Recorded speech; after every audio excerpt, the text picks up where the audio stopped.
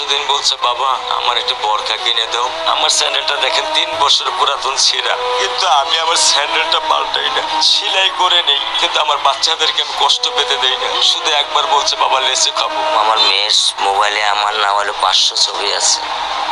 আমি এখনো সাহস পাইনি আমার মেয়ের একটা ছবি বের করে দেখতে। আমার সেই সাহস নাই, আমি সেই সাহস হারাই ফেলছি, কারণ ও আমার ছিল হৃৎপিণ্ড। ওর জীবনে এমন কোনো চাওয়া নাই যেটা আমি পূরণ করি নাই। পরশুদিন বলছে, বাবা আমার একটা বরখা কিনে দাও। আমার চাচতো ভাই বললো, ভাই ইসলামপুর থেকে 300-400 টাকা পাওয়া যায়। আমি সাথে সাথে মিনি মার্কেট থেকে আমি 1000 টাকা দিয়ে আমার মেয়েকে বরখা এনে দিচ্ছি।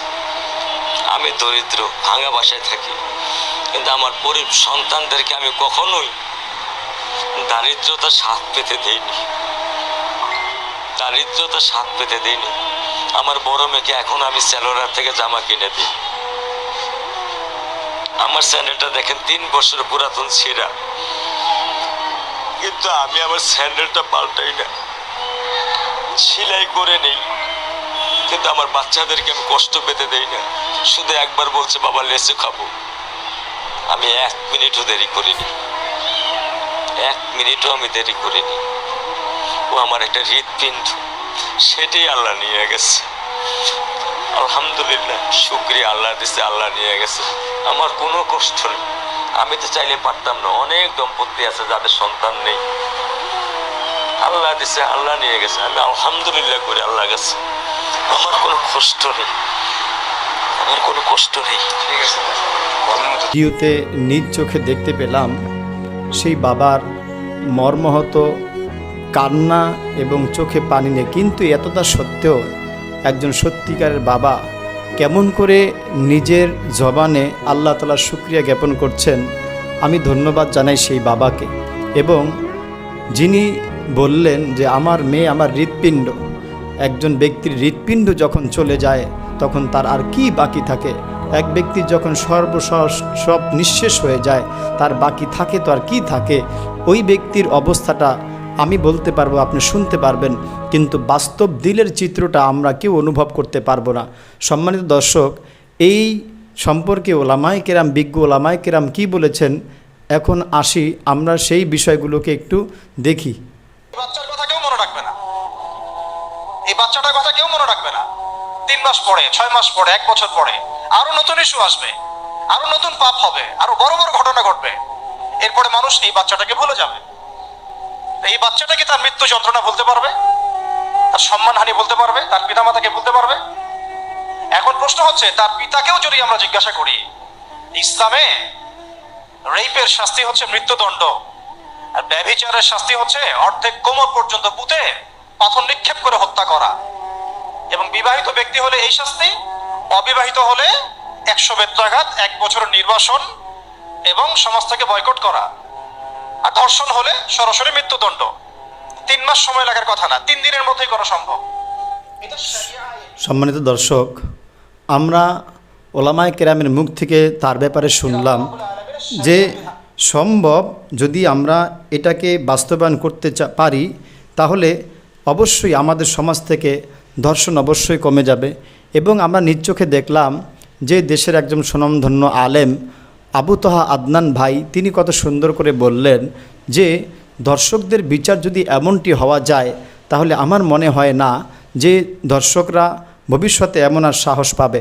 সম্মানিত দর্শক, চলুন আমরা আরও একটি বিষয় দেখব যে তার সহপাঠী ছোট বাচ্চারা এবং তার শিক্ষকগণ তার ব্যাপারে কি বলছেন। আমরা নিজ চোখে ভিডিওটি দেখে নিই আগে। এই মাইয়াটা আমার সাথে পড়তো, এর যে মাসে ওর অনেক কঠিন বিষয় হওয়ার। ও নাকি ক্লাস 2য় শ্রেণীতে নাম্বার 1 রুল ছিল, সব সময় একই জানতো, ইয়াও পাইছে, পুরস্কারও পাইছে। জি। তো তোমরা কি বিচার চাও? ওই হত্যাকারী যে মারছে এটার বিচার চাই। তোমরা কি বিচার চাও বলো তো? ফাঁসি চাই, আমরা সবাই ফাঁসি চাই, আমাদের ফাঁসি লাগবে। এই ছোট্ট মেয়েটির সাথে যেই সহপাঠী অর্থাৎ দ্বারা পড়ালেখা করত, তারা পর্যন্ত কি কথা বলেছেন আমরা শুনলাম। এখন দর্শক, আমাদের করণীয় কি, আমাদের প্রশাসনের করণীয় কি, আমাদের দেশবাসীর করণীয় কি, তার বাবার করণীয় কি, এই বিষয়গুলোকে আমাদেরকে দেখতে হবে ইসলামের দৃষ্টিতে স্বচ্ছ জ্ঞানে। প্রিয় দর্শক, আজ আমরা এমন একটি বিষয় ঘটনা নিয়ে কথা বলবো যে ঘটনা শুনলে একজন বাবার বুকের কান্না, একটি মায়ের নিঃশ্বাস আর পুরো জাতির বিবেক কেঁপে ওঠে। মাত্র 8 বছরের ছোট্ট শিশু নিষ্পাপ ফুল রামিসা এক নরপিচাস তার ইজ্জত নষ্ট করে নির্মমভাবে হত্যা করেছে। গতকাল আমরা সোশ্যাল মিডিয়ায় সকলেই আমরা দেখেছি। এই ব্যাপারে মহান আল্লাহ তাআলা বলেন, ইন্না লিল্লাহি ওয়া ইন্না ইলাইহি রাজিউন, অর্থাৎ কোনো মানুষের মৃত্যুর সংবাদ পেলে আমরা এই কথা বলা উচিত। এখন বিষয়টি হলো, আমার মতো আর কোনো বাবা, তার মতো আর কোনো বাবা, আমার মতো কোনো ভাই যেন তো তার বোনকে না হারায়, কোনো বাবা যেন রামিসার বাবার মতো হয়ে আর কোনো পদক্ষেপ গ্রহণ না করে কাঁদতে কাঁদতে জীবন শেষ হয়ে যায়। তিনি বলেছেন, আমরা ভিডিও দেখতে পেলাম, তার বাবা কান্না করে বলেছেন, আমি গরিব হতে পারি কিন্তু আমার মেয়েকে কখনো গরিবের কষ্ট বুঝতে দেইনি। আমি 3 বছর পুরনো জুতা সেলাই করে পরিধান করছি কিন্তু আমার মেয়ের কষ্ট আমি কখনো সহ্য করিনি। এই কথাগুলো শুধু একটি বাবার কথা নয়, এটা প্রতিটি বাবার হৃদয়ের ভাষা, প্রতিটি বাবার নীরবের ভাষা। কিন্তু সবচেয়ে ভয়ঙ্কর কথা কি জানেন? সেই বাবা আরও বলেছেন, বিচার চেয়ে লাভ নেই, এই দেশে ধর্ষকদের বিচার হয় না।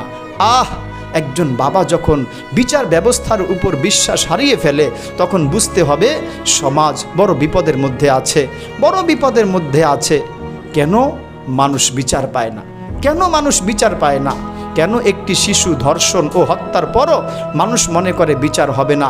কারণ মামলা বছরের পর বছর চলে, অপরাধীরা ক্ষমতার আশ্রয় পায়, টাকার কাছে সত্য হারিয়ে যায়, আর সাধারণ মানুষ ভয়ে চুপ থাকে, ফলে জালিমের সাহস বাড়ে।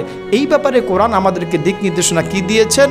আল্লাহ তাআলা বলেন, ইন্নাল্লাহা ইয়া'মুরুকুম বিল আদল, নিশ্চয়ই আল্লাহ ন্যায় বিচারে আদেশ দেন। সূরা নাহল 90 নম্বর আয়াত। রাসূল করিম সাল্লাল্লাহু আলাইহি ওয়াসাল্লাম ইরশাদ করেছেন, সমাজে ক্ষমতাবান অপরাধ করে ছাড় পেয়ে যায় তখন সেই জাতি ধ্বংস হয়ে যাবে। যখন অপরাধীরা ক্ষমতাবান ব্যক্তি অপরাধ করে ছাড় পেয়ে যায়, রাসূল বলেছেন তখন সেই জাতি ধ্বংস হয়ে যাবে।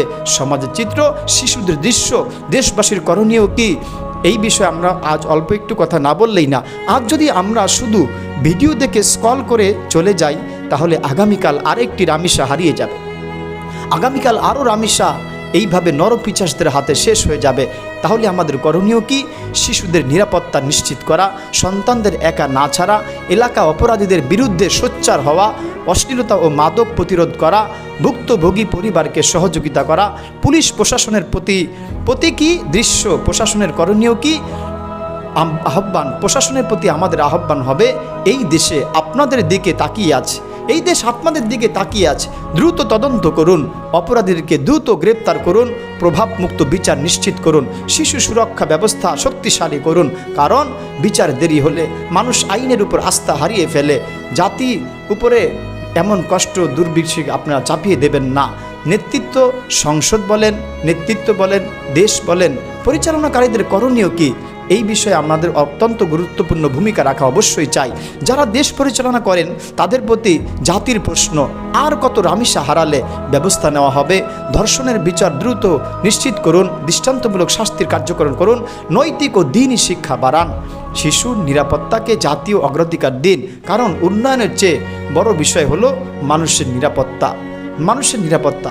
আজ সেই বাবার ঘর নিঃস্ব, যে বাবা নিজের জুতা সেলাই করে পড়েছে শুধু মেয়ের মুখের হাসি ফোটানোর জন্য, আর সেই মেয়ে নেই, আব্বু বলে ডাক দেওয়ার কেউ নেই, কেউ নেই। হে আল্লাহ, ছোট্ট রামিসাকে জান্নাতুল ফেরদাউস নসিব করুন, তার পরিবারকে ধৈর্য ধারণ করার তৌফিক দান করুন, আর এই দেশকে জালিমদের হাত থেকে রক্ষা করুন। আমিন ইয়া রাব্বাল আলামিন।